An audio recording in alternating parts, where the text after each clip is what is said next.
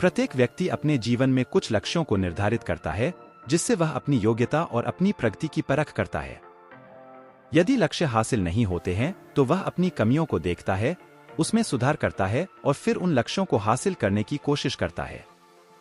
कई लोग अपने लिए लक्ष्यों को निर्धारित करते हैं और उसको पाने के लिए रणनीति भी बनाते हैं, लेकिन वे असफल होते हैं।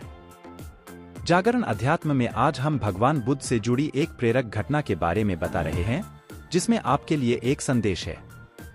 भगवान बुद्ध को जब ज्ञान की प्राप्ति हो गई तो फिर वे संसार को उस ज्ञान से आलोकित करने निकल पड़े।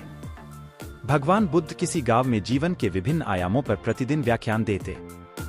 उनके प्रवचनों में जीवन का सार छिपा रहता। उनकी बातों को लोग बहुत ही गौर से सुनते थे।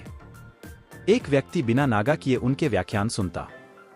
काफी समय बीत जाने के बाद भी उसने अपने अंदर कोई विशेष बदलाव नहीं पाया है। इससे परेशान होकर वह एक दिन बुद्ध के पास गया और बोला कि वह लंबे समय से एक अच्छा इंसान बनने के लिए उनके प्रवचनों को सुनता रहा है, लेकिन इससे उसे कोई विशेष लाभ नहीं हुआ। वह एक अच्छा इंसान नहीं बन पाया।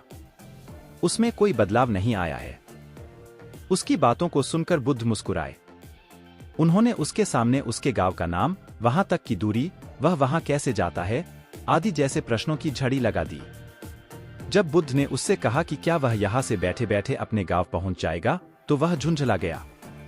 उसने कहा कि ऐसा तो बिल्कुल भी संभव नहीं।